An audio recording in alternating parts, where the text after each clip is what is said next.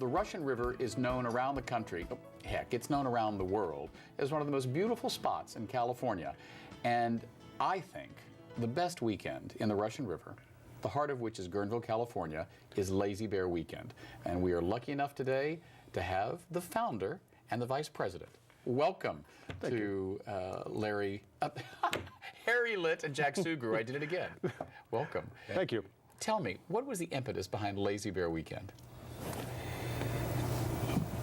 It was to gather people around to have a good weekend, away from the hustle and the bustle of the city. But I mean, it wasn't like you set out one day to find, I'm gonna set up the most successful event in Guerneville that's going to bring lots of people and lots of money to this community. It was a party.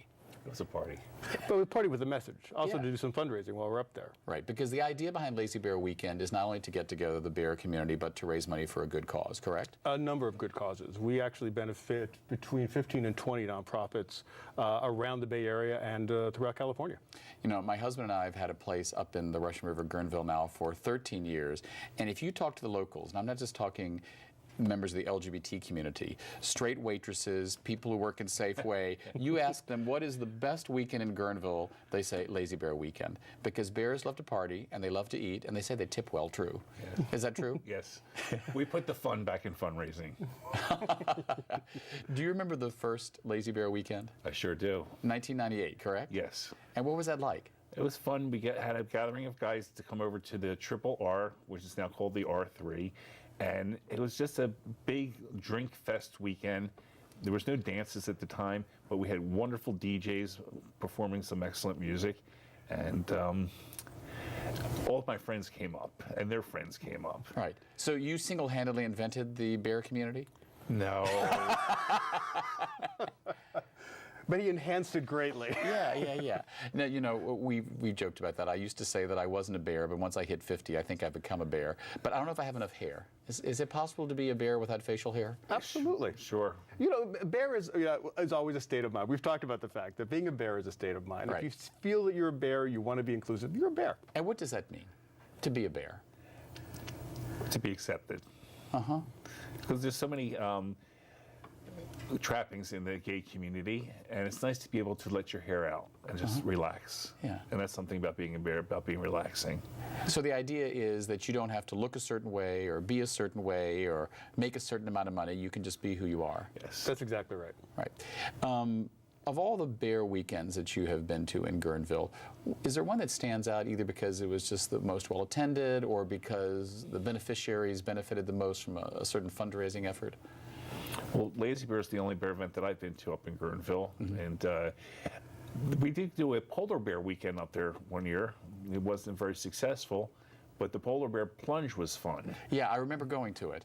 Yeah. You know, I will go in cold water. My husband won't go anything, you know, colder than a hot tub, so he wasn't very fond of it. But the idea behind all of it is to raise money and awareness, correct? Right. And what are some of the beneficiaries in the North Bay that benefit from Lazy Bear Weekend? AIDS Emergency Fund, the Under One Roof. Positive Resource Center, Magnet, the Sisters of Perpetual Indulgence, the Bears of San Francisco in the past. So, and beyond. Mama's Cancer, Women's Cancer Fund. One of our event coordinator, George Del Mar, he's out of Seattle, and he has a beneficiary that he brings in every year, which is the Lambert House. So it's a broad range of health and health education programs that really desperately need the funding these days. Right. Now, besides, you know, Lazy Bear Weekend, which is North Bay specific, you guys belong to a group called Bears of San Francisco. And I hear this is a very difficult group to get into. It is. It is brutal. What you have to do is you have to go on Facebook. So if you can manage that, again, it's all about being inclusive. And the Bears are a big part of Lazy Bear Weekend. We're actually hosting the county fair on Saturday. We're going to be in charge of all the county games. My husband will be one of the MCs. We'll have some live music there. His very sexy husband. My very sexy husband. Yeah. And the San Francisco County Fair benefits what this year? Well, this is all part of Lazy Bear. I see, all as part our of part. Lazy Yeah, Bear, so yeah. it's actually a county fair inside Lazy Bear, all wrapped in chocolate. And Yeah, just one big excuse to have fun and raise money. absolutely. You know, when I moved to town in 1986, I mean, yeah, we talked about bears and whatnot, but they didn't seem to be kind of a collective. It seemed to me, and correct me if I'm wrong, that out of the AIDS HIV epidemic, the whole bear community really coalesced around a fundraising message. Do you think that's true? Absolutely. I had a brother who passed away of AIDS in 1984. He wasn't so much a bear physically to look at, but he was very much state of mind a bear. And every time we raised money for AIDS, I just remember how my brother went through that horrible period of his life. And I feel like whenever we raise money, we're giving something back to my brother Stuart. Well, and certainly back in 1984, people like your brother Stuart were dying in a time when we didn't know what it was, where it came from, or I mean, that was the very darkest of the years, I think. Thank you, Ronald Reagan. Yeah. But you're right, the bear community kind of grew out of that, a need to pull together in a way that was away from all of that horror and death, and where people could really be proud of how they looked and how they felt, and just, celebrate life. And fundraising became a natural extension of that. The Bears of San Francisco was founded as a nonprofit organization, as was Lazy Bear. So it's kind of in our DNA to raise money and raise funds for worthwhile organizations. My husband's the co-founder of Lazy Bear, and his name is Alan Eggman. He's an 8 gold medal decathlete at the Gay Games, and he's getting ready for the Gay Games in Ohio this August. His very sexy husband. Yes, very, very handsome. There's something man. going on here. I don't know. I mean, you're talking about each other's sexy husbands. I mean, it's a family show. We got to. Oh, then we're out of here. We got to go. No. But no, the whole concept of the bear community is one that has grown over the last few years. I mean, now there's your own flag. There is that wonderful event on Harrison Street, Bear. Well, there's Bear Pride, which is taking place in November. There is a number of bear groups such as Ashbrook Movie Bears and Bears of San Francisco, and the East Bay Bears and the South Bay Bears and the North Bay Bears. Bears everywhere. Yeah. I mean, San Francisco was kind of the hub of that bear movement, I think, back in the day. And my husband, Alfredo, said that he thinks, in one sense, that the bear community is the most brilliant marketing campaign ever designed. Because he said, a lot of these people who say now we're bears probably started out as twinks, and they realized, wow, I'm 40 and I have more hair and a bigger waistline, and now I'm just going to have fun and I'm going to own it. Absolutely. Do you think there's a little truth to that? I think that's right on target. Spot on. Yeah. Yeah, honestly, once the metabolism goes, it's like, I'm a bear. Yeah. Now, is it strictly a gay community? I mean, is it possible now, as we are in 2014, our community has now non-gay allies and friends? Can you be a non-gay bear? Sure. Absolutely. We're all about inclusion. Well, one of our favorite non-gay bears was James Gandolfino, who we loved, and he was very, very... The star of The Sopranos. Yes, and he was very pro-gay, and he loved being affiliated with the bear community. Tell me about that. This is the first I've heard of that.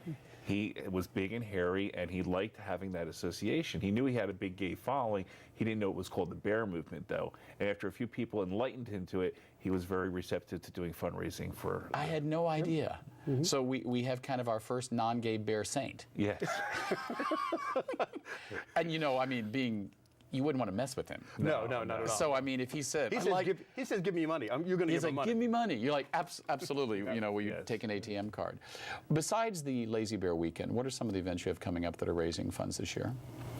Well, I'm not involved with any other fundraising in the Bay Area, but I do try to make as much donations to the different outreaches available in the Bay Area.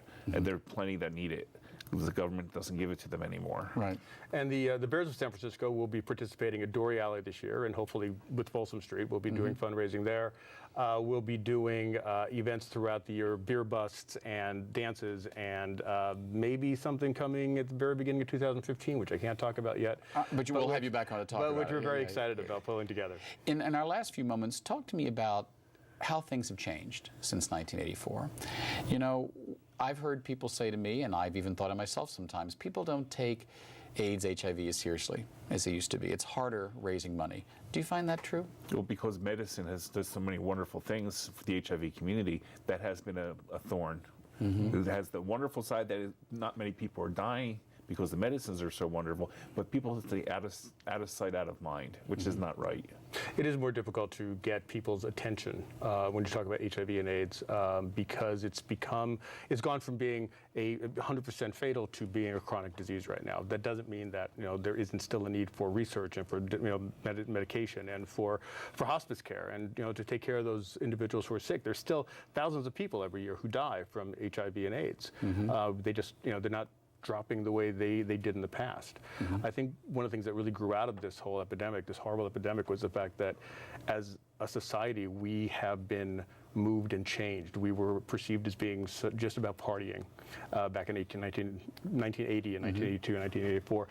And now I think we're seen as caregivers. I think we see ourselves now as caregivers, and that's kind of marvelous. All right. In your non-bear lives, or I guess you're always bears, right? So you're bears at work and bears fundraising. What do you do? I know you work in TV. I work in TV. I work at Eddie Ripel's broadcast station. That's all right. That's okay. And how about you? I was a former publicist in the film industry. That's right. And I had a stroke a few years ago, so I'm officially retired now, except for Lazy Bear. Right. And Lazy Bear has become, you think, the center of your life now? No, my marriage is the center of my life. Boy, your husband's happy you said that. You got away with that. Good answer. You said that you have some of the beneficiaries that are also women's groups. Is it possible to be a woman bear? We've got only a few There are seconds mama left. bears for sure. So that's what they're called, mama bears. Yes. Absolutely. We've had women as on the board of the Bears of San Francisco as manufacturers officers. Well, thank you both for being here. As Thank you. a Guerneville resident and as a budding hairless bear, I will accept my bearishness. So thank you both for being here. Thank you, Jack David, and for Eric. having us. I'm David Perry. Thank you for bearing with us. We'll see you next week on 10%.